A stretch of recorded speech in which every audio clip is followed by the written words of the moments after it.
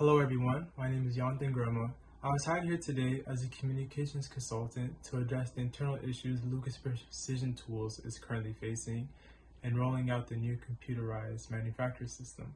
So Jane, Bill, Robert, and Julie, we're all here today to figure out creative solutions, so let's try to work together to get on the same page.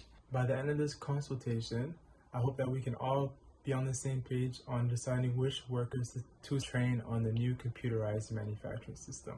Jane, Bill, and Robert, there are fundamental ways of understanding communication within an organization, and these are known as the schools of organizational behavior. Jane, you are a fast supervisor, and for what Julie tells me, you like to get things done quickly and orderly.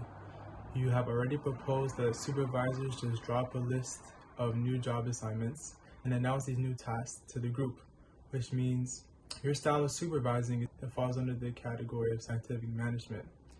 You also feel like supervisors should judge the restructuring of the work teams and give all the work and the decision-making process to supervisor. Jane, you might be able to communicate quickly top-down and get things done. However, with a big change such as this, it will make sense to consult your employees on this decision and hear what they have to say. Even if you don't agree or follow through with what they propose, at least they get a sense of comfort as they feel like they're being heard by management. Bill, I know you strongly disagree with Jane, as we both follow very different schools, because you fall under the category of systems management. And I could tell because you voice your concerns for your work team and the stresses they might face during this change.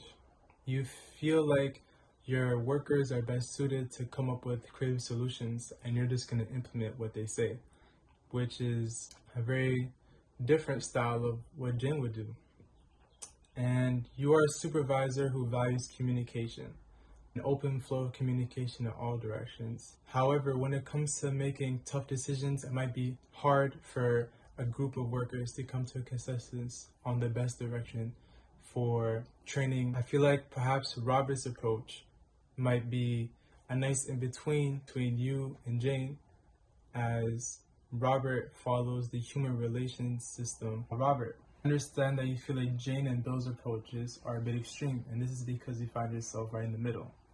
Like Jane, you believe that supervisors should be making tough decisions, and they should make the ultimate decisions. But also like Bill, you want to communicate with your employees about potential plans through individual meetings. This is human relations school of organizational behavior, as you facilitate a participative environment through your idea of coming up with an ideal plan with your co-supervisors and then presenting findings with the work team and conducting individual meetings. Taking all this in, I feel like Robert's approach is probably a good middle ground moving forward. As Jane, your approach disregards the feelings of your employees, and Bill, your approach might take too long, as it's hard to come to agreement when considering a bunch of different people's opinions. Let's shift to two different working approaches that are used to deal with employees and understanding them as humans, and this Theory X and Theory Y. Jane, from the suggestion you propose of the supervisors deciding who gets trained with no input from the workers, implies you feel as if employees prefer to be directed and have little to nothing to offer, and when it comes to strategies of change. Their opinions are valid and they might have something of value, so it might be good to take them into consideration. So these are characteristics that would categorize you as a Theory X manager. You seem to want to control the decisions of the making of the employees with no regard as to what they might have to say. Now Bill, you disagree with Jane because you propose giving each work team time to figure out a new strategy and letting them decide the plan for selecting new workers to work on the new computerized manufacturing system. And this is exactly what Theory Y managers do, which is provide a lot of autonomy for their employees, which is letting them be self-directed. Theory Y managers also believe that employees would be more motivated and likely to accept changes more willingly, which aligns with your views, Bill, and is also somewhat similar to Robert's approach. Like Bill, you want to communicate with your employees in order to help through the decision-making process. However, you still will make the final decision, but like Theory Y, you start taking into consideration what they have to say and taking in their input for your decision making.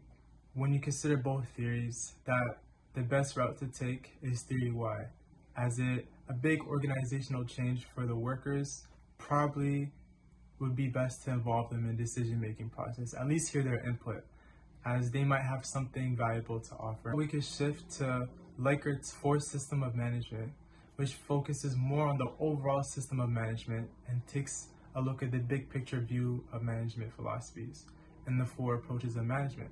Now, Jane, as you've mentioned before, you believe supervisors know best and therefore should be able to select the new employees for training. You also believe that management should tell employees what to do without input from workers. And this is very similar to the exploitative authoritative system of management. This system relies heavily on direction and authority from management, with no regard to what workers might have to say. You believe supervisors should be making tough decisions, which may mean good workers might have their chance for advancement stunted. Bill, you have voiced your concerns with Jane's system and instead proposed an idea that aligned with the participative system of management. This entails a participative environment in which work is delegated to workers and you let them be self-directed. And Bill, you support letting each team work in giving supervisors a plan that the supervisors then implement. And what Robert disagrees with, because he actually feels like we should hear out the employees, but he should make the decisions. So just a consultative thing, which is a consultative system of management. Robert, you're disagreeing with both Jane and Bill. On one hand, you believe supervisors need to make tough decisions, but on the other hand, you also want to consult your employees through interviews. This is a consultative system style of management approach is like. And by interviewing workers, making decisions after those interviews, you're consulting their opinions and making your decisions. With this in mind, Robert's approach, the consultative systems of management, would be the best interest for Lucas Precision Tools, as both supervisors and employees should be involved in decision making, but supervisors should still make the final decisions. Views of teamwork and local decision making, your guys' views on the roles. Now from Jane, from what I've learned from your suggestions, you believe that a team should be assembled using the workers with the highest aptitude for computers, as it'd be the best fit. And this might make the most sense on paper, but you might find some issues in the group process, as whipping a team together without consulting them first may lead to confusion and chaos, as they may not want to perform this task in a formal role. Sometimes it's better to assign tasks based on personalities as opposed to ability.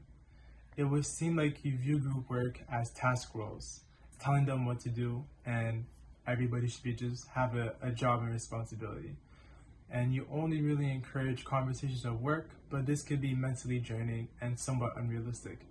Maybe you should give some autonomy in decision making for your group, which is kind of similar to what Bill's doing, because he is so participative and views the issue on teams as group building and more maintenance roles, as your view on teams view them as modes of collaboration with high amounts of communication, as you want to delegate the decision making to the workers, focusing on socio-emotional reactions as opposed to attempted answers and questions. But too much talking may lead to individual roles where consensus may be hard to find, as all employees want to participate and speak and may even dominate in what they have to say. Which finally gets to Robert, and I kind of get the sense that you're in the middle of these two views, as you try your best to avoid creating team environments with too many task roles and also one of too many individual roles.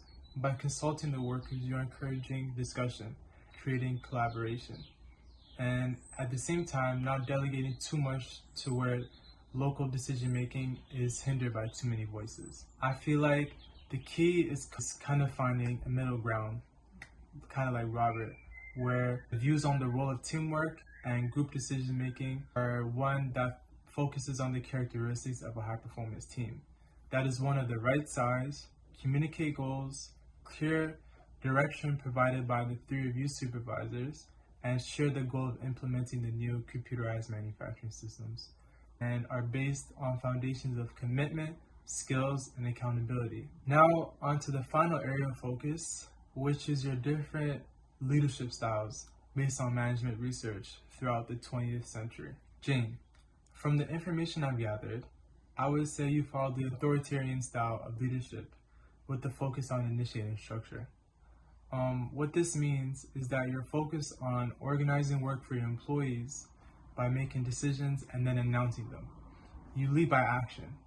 And this is shown in your suggestions of leaving the choice of selecting the workers up to the supervisors and management without getting feedback from the employees, which demonstrates your authoritative style of management. Bill, you're a supervisor who prefers to delegate work, and this falls under the styles of democratic leadership with focuses on consideration. This means stylistically you are constantly taking into consideration the state of your employees. You do this by voicing your concerns with that your team may be worried about the new assignments. You trust in your employees to make the right decisions by providing a lot of democracy and autonomy and opportunities for self-directing. And this is somewhat similar to Robert's style, which taking the opinions of workers by considering what they have to say, but you still initiate structure through decision making. This is displayed in your proposal to host individual meetings with workers and making a final decision after the fact.